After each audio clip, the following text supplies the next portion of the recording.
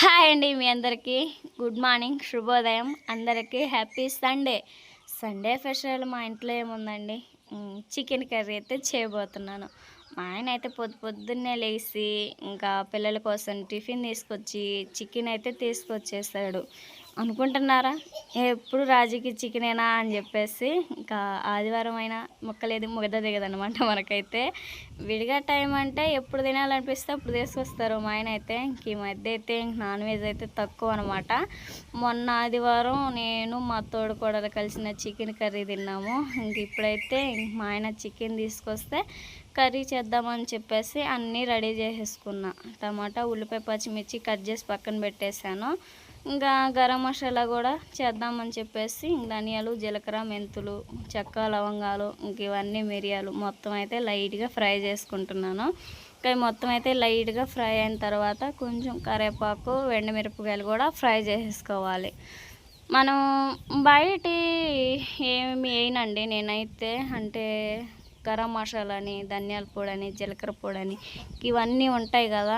ఏమన్నా వేయాలి అనుకుంటేనేమో నేను ఇంట్లోనే చేస్తాను. అది వరకు వేసాను ప్యాకెట్లో, మనకంత టేస్ట్ అనేది రాలేదనమాట. అందుకని చెప్పేసి నేను ఇంట్లో చేయడం ఒకటికే నేర్చుకున్నాను. ఇంకా ఇంట్లో ఉంటేనే వేస్తాను, లేకపోతే ఇంకా అంతనైనా వండేస్తానండి. నేనైతే ఇంకా అట్లా చేస్తానన్నమాట. ఆయిల్ అయితే పోసేస్తున్నాను. ఇంకా అన్నీ బాగా ఫ్రై అయిన తర్వాత ఉల్లిపాయ, పచ్చిమిర్చి కూడా ఇంకా ఆయిల్లో వేసుకొని ఫ్రై చేసేసుకుందాం. ఇంకా ఉల్లిపాయ, పచ్చిమిర్చి ఈ ఫ్రై అంతవరకు అయితే ఫ్రై చేసేసుకోవాలి. ఇవి అయితే ఒక పక్క ఫ్రై అవుతూ ఉంటాయి కదా. కిలోపు అయితే రోల్ అయితే శుభ్రంగా కడిగేసుకొని తుడిచి ఆరబెట్టిన తర్వాత గరం మసాలా నూరేసుకుంటాను. ఇంకా చికెన్ కర్రీలో టమాటా తక్కువగా వేయాలి, ఉల్లిపాయ ఎక్కువగా వేయాలని చెప్పేసి మన సబ్స్క్రైబర్స్ అయితే వాళ్ళు చెప్పారు. అది వరకు నాకు తెలియక ఏంటంటే కొంచెం గ్రేవీ వచ్చిద్దని, కర్రీ బాగా కొంచెం అంటే అర కేజీ చికెన్ కేజీ అవ్వాలని చెప్పేసి కేజీ చికెన్లోకి అర కేజీ దాకా టమాటాలు వేసేదాన్ని. ఇంకా చాలామంది సబ్స్క్రైబర్స్ అంటే ఏమన్నారంటే అది చికెన్ కర్రీయా లేకపోతే టమాటా కర్రీయా అని చెప్పేసి అనేవాళ్ళు.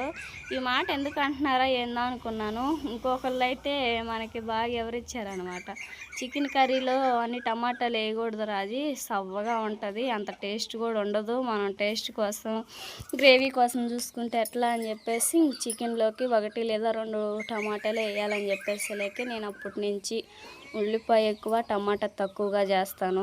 రోల్ అయితే శుభ్రంగా కడిగేస్తాను కదా. గరం మసాలా కూడా మెత్తగా నూరేసుకోవాలి. ఇంకా అవన్నీ బాగానే మెదుగుతున్నాయి కానీ ఎండుమిరపకాయ అనేది సరిగ్గా ఫ్రై అయిపోయాక అదే చాలాసేపు పట్టింది. ఆ విధంగా కచ్చా బచ్చగా అయితే నూరేసుకున్నాను. అల్లం వెల్లుల్లి కూడా నూరేసుకోవాలి మెత్తంగా. ఇంకా అవన్నీ నూరేసుకున్న తర్వాత మనం అక్కడ ఆ పని చేస్తుంటే ఇక్కడ ఈ పని చేస్తూ ఉంది గ్యాస్ పొయ్యి అయితే. అవి అయితే మనకు బాగా ఫ్రై అయినాయి. అల్లం వెల్లుల్లి పేస్ట్ కూడా వేసేసుకొని పచ్చి వాసన పోయేంత వరకు ఫ్రై చేసుకోవాలి. అల్లం వెల్లుల్లి పేస్ట్ కానీ గరం మసాలా కానీ ఏదన్నా చికెన్ కర్రీ, మటన్ కర్రీలోనే వేస్తానండి, నేను ఇంకా దేంట్లోని వాడను. అందుకని ఇంకప్పటికప్పుడికే నూరేసుకుంటాను. ఎగస్ట్రా కూడా ఉండదన్నమాట నా కాడ. ఎక్కువ అల్లం చిన్నులపై తెచ్చుకుంటాను. ఇంకా చికెన్ కర్రీలో, మటన్ కర్రీలో, చేపల పులుసులో వాటిలో పనికొచ్చిద్దని చెప్పేసి మొన్నే తీసుకొచ్చుకున్నాం, మొన్న పేటకి వెళ్ళినప్పుడు. ఇంకా అన్నీ అయితే మనకి బాగా మగ్గినాయి. ఫ్రై అయిన తర్వాత చేసేసుకున్న చికెన్ కూడా వేసేసుకొని టేస్ట్కి సరిపడా సాల్ట్ ఇంక ఇవన్నీ వేసుకొని కలిపేసుకోవాలి. చికెన్కి అయితే అల్లం వెల్లుల్లి పేస్ట్, మసాలా మొత్తం అయితే పట్టే విధంగా అయితే కలిపేసుకోవాలి.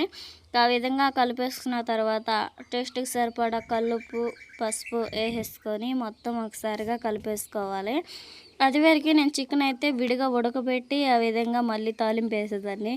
ఇప్పుడైతే ఇంక అట్లా కాదులే అని చెప్పేసి చికెన్ కూడా ఆ మసాలా వేగేంత వరకు ఉంచేసుకొని చికెన్ వేసేసుకొని ఆ విధంగా అయితే చేస్తూ ఉన్నాను. ఇంతకీ నా కర్రీస్ నచ్చుతున్నాయా లేదో ఒక కామెంట్ చేయండి, లైక్ చేయండి. బాగుంటేనేమో బాగుండి అని చెప్పండి. అట్లా కాదు రాజీ ఇలా కొత్తగా చేయండి అని చెప్పేసి ఇంకా కామెంట్ చేయండి. మీ దాన్ని బట్టి నేను కొంచెం కొత్తగా చేయడానికి ఇంకా ప్రయత్నిస్తాను. చికెన్ కర్రీ అయినా ఫ్రై అయినా ఇంకెప్పుడు చేసిన దాంట్లోనే చేస్తూ ఉన్నాను, ఎందుకంటే నాకు వచ్చేది ఇంతే కాబట్టి.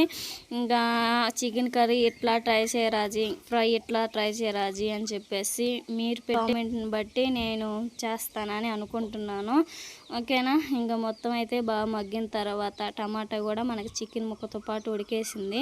ఇంకా సాంబార్ కారం ఉందండి. ఇంకా సాంబార్ కారం అయితే ఒక 2 స్పూన్లు వేస్తున్నాను. మంట తక్కువ.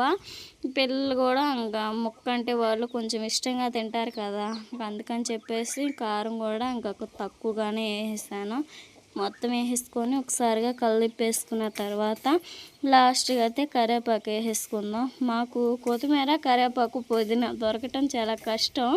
కానీ పుదీనా అంటారా, మా అత్త వాళ్ళ చెట్టుకు ఉంది. పలావ్ చేసేటప్పుడే తెచ్చుకుంటాను. కరివేపాకేమో చర్చి దగ్గర చెట్టు ఉండి ఇంకా అక్కడైతే నైటే కోసుకొచ్చేసుకున్నాను. ఇంకా లాస్ట్గా అయితే గరం మసాలా కూడా వేసేసుకొని ఒక్కసారిగా కలిపేసుకోవాలి. వాటర్ అనేది పోస్తాను కర్రీలో. ఇంకా ఇలా గట్టి కర్రీ అంటే మా ఆయనకి చాలా ఇష్టం, రైస్లో బాగా తింటూ ఉంటాడు. అందుకని చెప్పేసి కర్రీ అయితే కొంచెం ఒక గిన్నెలోకి తీసేసుకున్న తర్వాత వాటర్ పోసేసుకుంటాను. కర్రీ అయితే విడిగా తీసేస్తాను కదా. చర్చికి అయితే రెడీ అయ్యాను. ఇంకా పిల్లలకైతే భోజనం పెట్టేసి చర్చికి వెళ్ళొచ్చిన కాడి నుంచి అయితే బాగా నేనైతే భోజనం అయితే చేస్తాను. కర్రీ అయితే చాలా బాగా కుదిరింది, చాలా టేస్టీగా ఉంది. త్వరగా అయితే మందిరానికి వెళ్ళి వచ్చిన కాడి నుంచి భోజనం చేస్తాను.